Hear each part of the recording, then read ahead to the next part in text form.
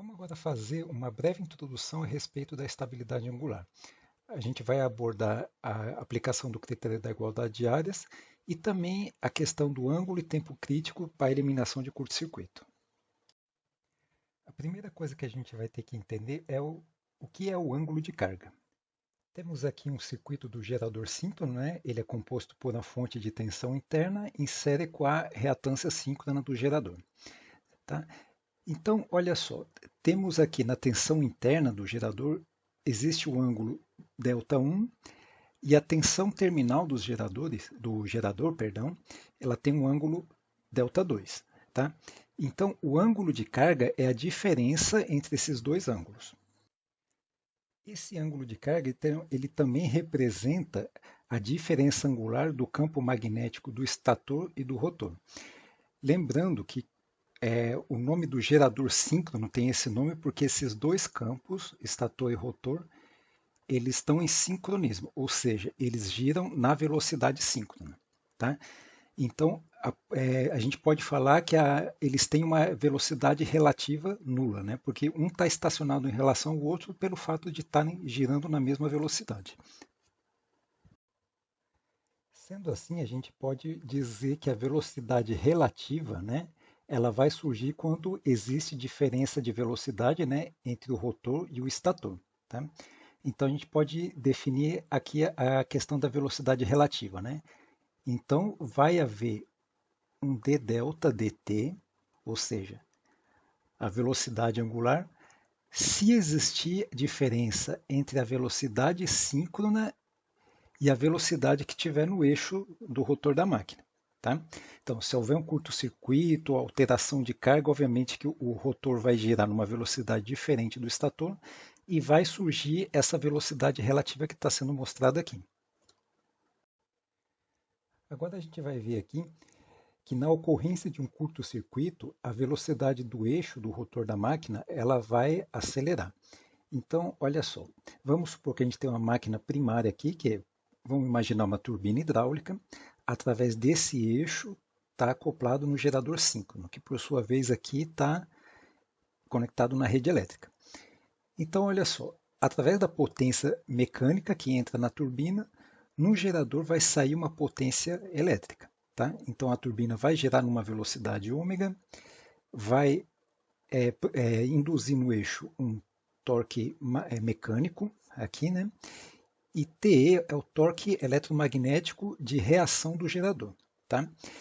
Então, a gente pode ver aqui que tem a equação de balanço. Isso aqui nada mais é que a segunda lei de Newton, para o movimento de rotação.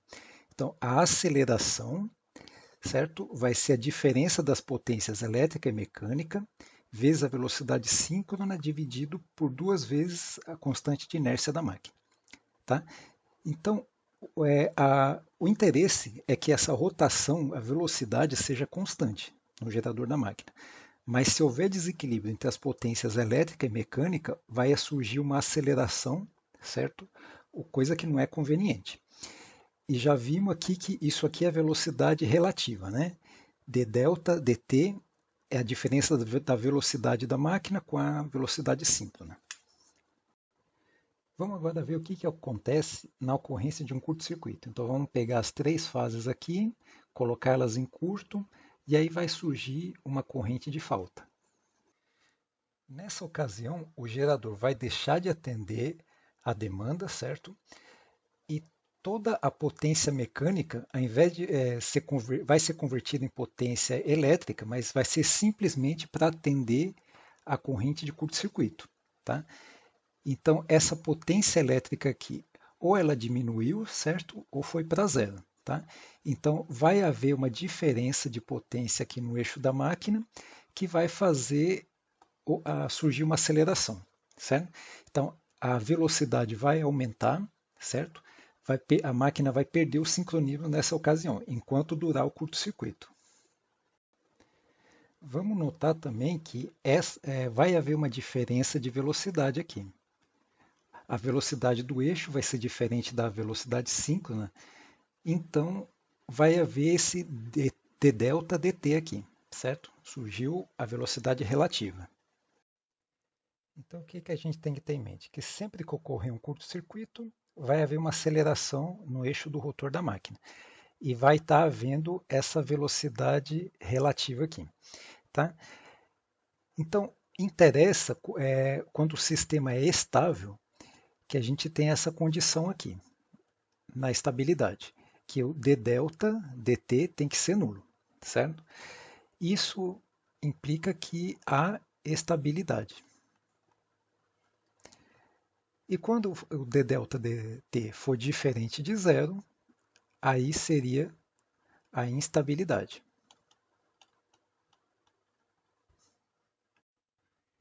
Antes da gente continuar, como dica de livro sobre esse assunto, que eu mais recomendo no momento seria esse daqui, Sistemas de Energia Elétrica, Análise e Operação. Desses autores aqui, o Gomes Expósito, Conejo e Cañizares. Tá? Embora outros livros existam, mas esse daqui conseguiu dar, além de dar um bom suporte matemático para explicar essa modelagem, conseguiu ser didático ao mesmo tempo. Tá? Então, ele é bem completo, que no momento é o que mais pode explicar melhor esse assunto. Na estabilidade angular, sempre é analisado o sistema gerador conectado à barra infinita. Então, aqui a gente tem um gerador aqui, na barra 1, entre as barras 1 e 2 temos um transformador, entre as barras 2 e 3 temos um par de linhas de transmissão, sendo que a barra 3 é uma barra infinita. Antes da ocorrência de um curto-circuito, a gente vê que o gerador, através desse transformador e do par de linhas, alimenta a barra infinita. Agora, no entanto, quando acontece um curto-circuito, conforme esse mostrado aqui na tela, parte da potência do gerador continua indo pela linha que não tem o curto-circuito, né? E outra parte vai se dirigir ao curto-circuito. Tá? Então, nesse momento, vai haver uma aceleração da rotação desse gerador e, consequentemente, uma velocidade relativa do eixo do gerador. Com essa perda de sincronismo, então, é necessário fazer a extinção desse curto-circuito. Tá? Esse curto-circuito ele pode ser extinto de tal forma a não abrir esse disjuntor C, tá? E permanecer as duas linhas. Ou, se for uma situação mais grave, esses dois disjuntores C e D têm que abrir e essa linha aqui vai ficar fora de operação. Tá?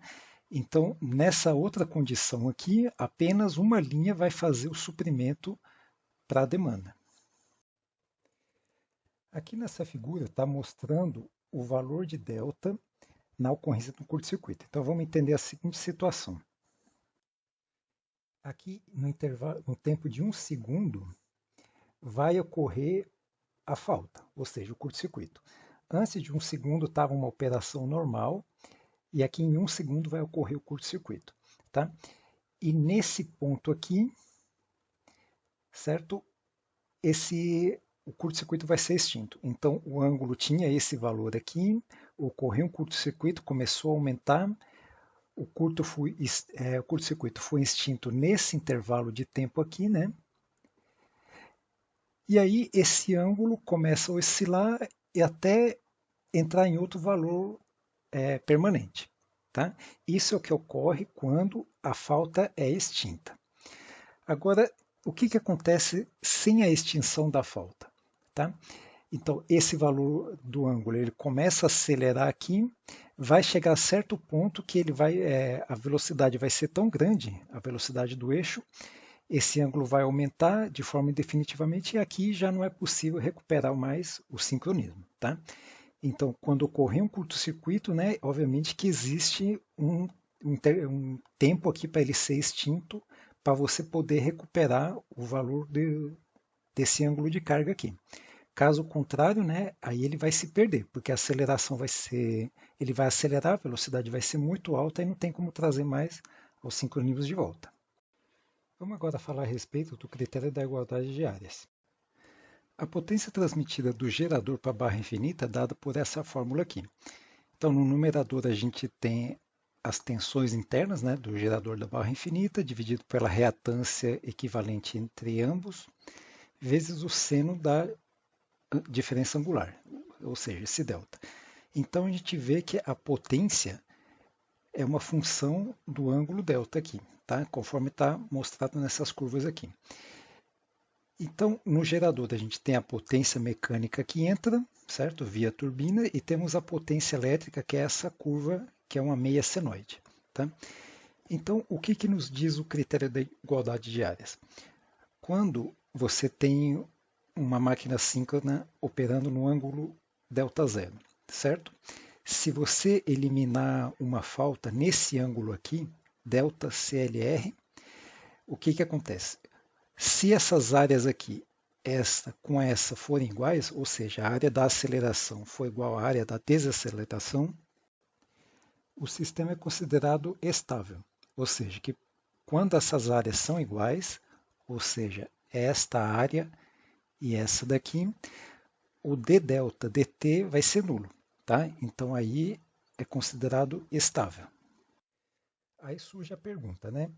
Em qual ângulo que é o máximo que a gente pode ter de liberdade para extinguir essa falta, tá? Ele é chamado de ângulo crítico aqui, certo? Agora vamos supor a seguinte situação, que a gente quer saber qual que é o ângulo máximo que a gente pode extinguir uma determinada falta. Então vamos supor o seguinte, que o gerador está operando no ângulo ΔZ, então para essa área ser igual a essa no máximo, o ângulo que você tem aqui do outro lado da meia senoide é π menos ΔZ, tá? Porque aí significa que essa área aqui é igual a essa de cá, que vai fazer, portanto, que a área da aceleração seja igual à área da desaceleração. Então, esse ângulo crítico é dado por essa fórmula que está aqui, certo? Obviamente que nos exercícios ela costuma ser dada, certo? Em prova de ENAD e tudo mais, ela costuma ser dada, tá? Então, se a gente faz essa integração, aplica a integração nessa região da aceleração e nessa da desaceleração, a gente vai chegar nessa fórmula aqui, tá?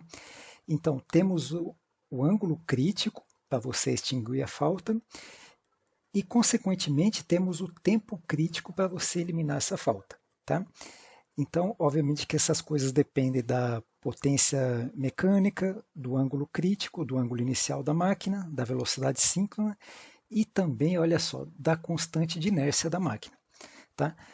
Então, como a gente tem a constante de inércia ali no numerador, obviamente que uma máquina mais pesada, fisicamente maior, ela vai permitir que você tenha um tempo maior para extinguir a falta. Porque, obviamente, que as máquinas mais pesadas, mais volumosas, têm uma constante de inércia maior, o que dificulta tirá-la do sincronismo. Tá? Então, essa é a vantagem dos grandes geradores, certo? De ter uma inércia grande. Tá? Então, depois a gente vai fazer um vídeo, certo? Resolvendo um exercício desse daqui, mas por enquanto fica como introdução. Tá? Outra coisa que a gente não pode esquecer é que essas duas fórmulas aqui, ó, do delta crítico, do tempo crítico, essas fórmulas estão em radianos. Tá? Então, antes de usar a sua calculadora, deixe que ela no formato de ângulos em radianos para poder utilizar. Tá?